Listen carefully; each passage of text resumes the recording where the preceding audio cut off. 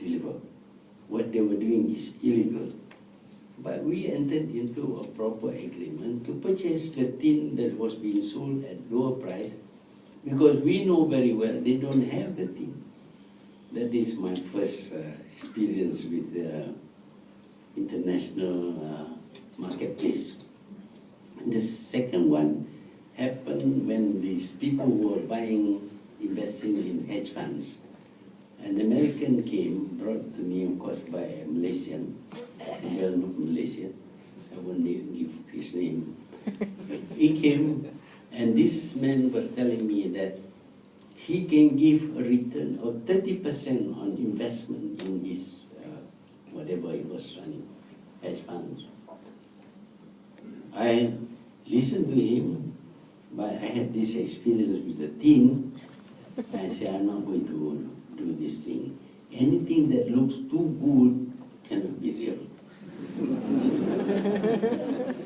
I don't know whether it is legitimate or not legitimate, but it was so good.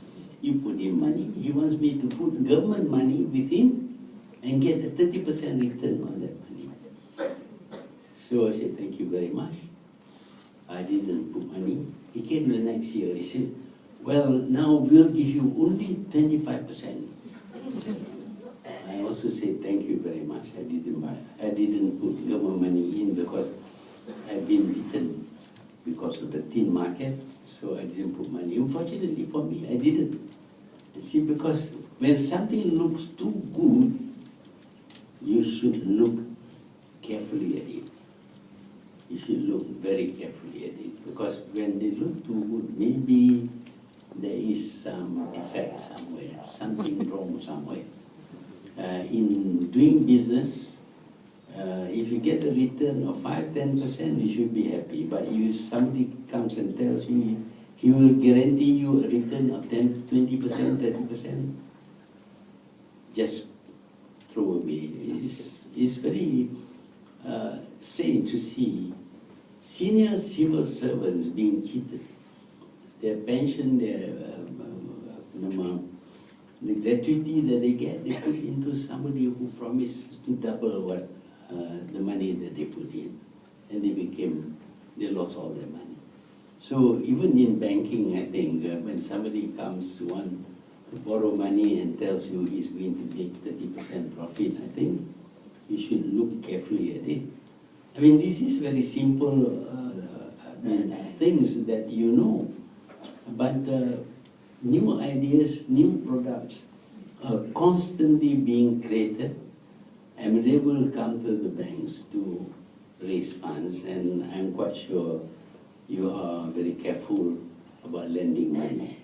But sometimes, of course, you are too careful, you don't lend the money. And when you don't lend the money, they all run to me. They think that I can order a bank. You learn banking to lend them money.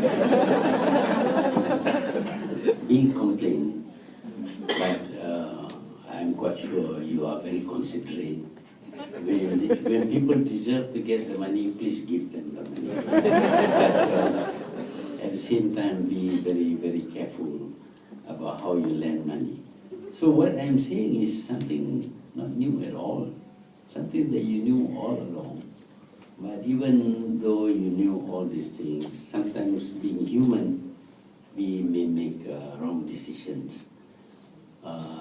So what else can I say about banking? Of course, an ignoramus, someone whose knowledge about banking is that of a layman who seldom borrows money. So my knowledge about banking is very, very meager. But as you know, when I was Prime Minister, I had to face all these shenanigans by a lot of very clever people. But fortunately for us, we managed to examine them closely and decide not to do what they asked us to do. So, do you ask question or no? Yes. No?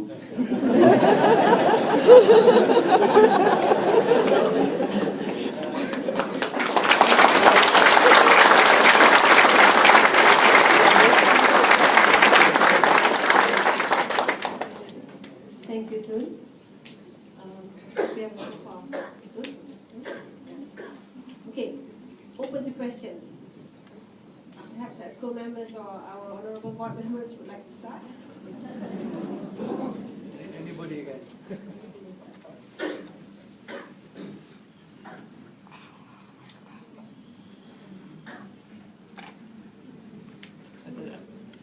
Can I ask one question? Yeah. Good morning, Phil. Morning. For the benefit of the yeah. Tun, first I'd like to say thank you so much for coming this morning. It's a great honor for all of us to be able to interact with you. Secondly, if all our customers were like you, Tun, I think we're in big trouble.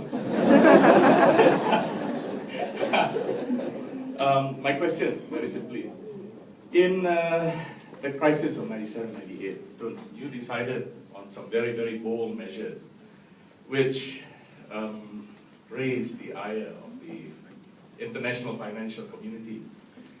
Many people said you were bringing us back to the Stone Age by instituting those controls.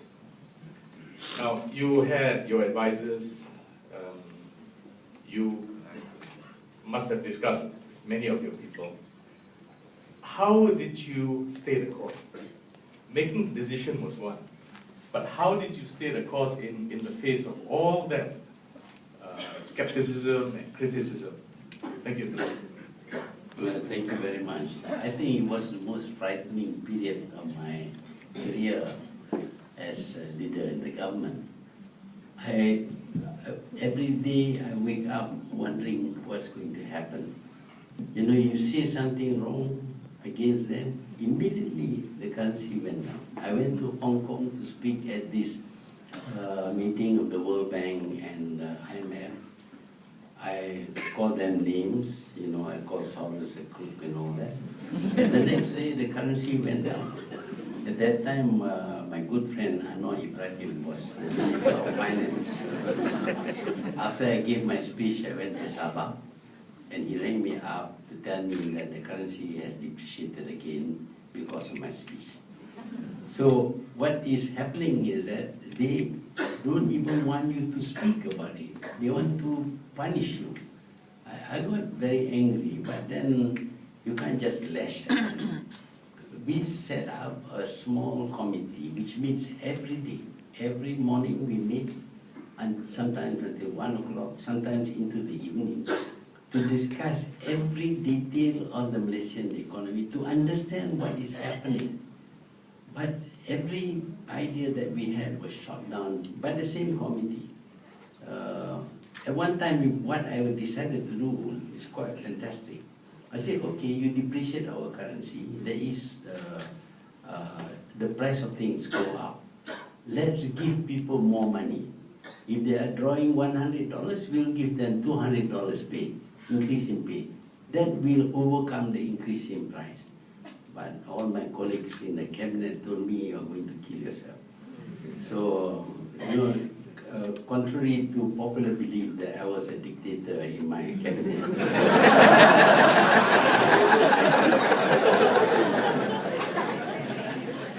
I do listen to them. Okay, so and I had to learn about banking. I had to read books. I had to call people who understand banking and who knows about the stock market and all that. Among them was Muhammad, who's written this book about how I call him to Buenos Aires to brief me on banking. You see, I have to understand what I'm having. If you don't understand, you can't handle. So once I understand what was happening, how currency is being sold, then I tried to find a way. And of course, I suggested currency control. And all the members of that group rejected it. Nordin Sophie came up with 32 reasons why we should not have currency control. I spent my time demolishing every argument he puts up, one by one, all the 32. Finally, when what changed their mind was a writing by Paul Krugman, who talked about currency control as a last resort. The next day when we had the meeting, but Nordin has changed his mind. You see, because he wouldn't believe me because I'm not an expert. You see, but he would believe Paul Krugman. He was a great economist and financial and all that. So after that, he was of course about the mechanism of doing this thing. It's not so easy. Apart from the currency devaluation, of course, we have crop in Singapore, selling shares, depressing the value of the shares. It went down from 1,300 to 262. We were, the capital, capital was wiped out totally. We would be bankrupt. So we had to handle that too. We had to handle the currency. And, well, I have always been willing to stick out my neck. I do things that have some risk. You know, once I went against Tunku Abdurrahman, who was sacked from the party. That kind of risk I do take. So here I have to take this risk, and I had to study completely the effect of doing that. What would happen? Will there be a total collapse of the currency? Will the economy collapse? Will there be a bad black market? Will there be money for us to buy things? All these things have got to be studied, and we have to figure out how do we deal with these things if it should happen. By that time, I was convinced that we can handle. And of course, the day we were supposed to announce it, both the governor and the deputy governor resigned. You see, they don't agree with me. So I had to appoint Zeti, and I had to tell Zeti, you take over and do all these things. And fortunately, at least she agreed to do what I asked her to do, despite the fact that they all know I'm no banker, I'm no financier. I'm coming up with a ridiculous idea which the whole world rejects. But if you think about it, what is the Bretton Woods about? Bretton Woods is about fixing exchange rate. One US dollar, 35 US dollar would buy 1 ounce of gold. It's fixing currency. Why is it that Bretton Woods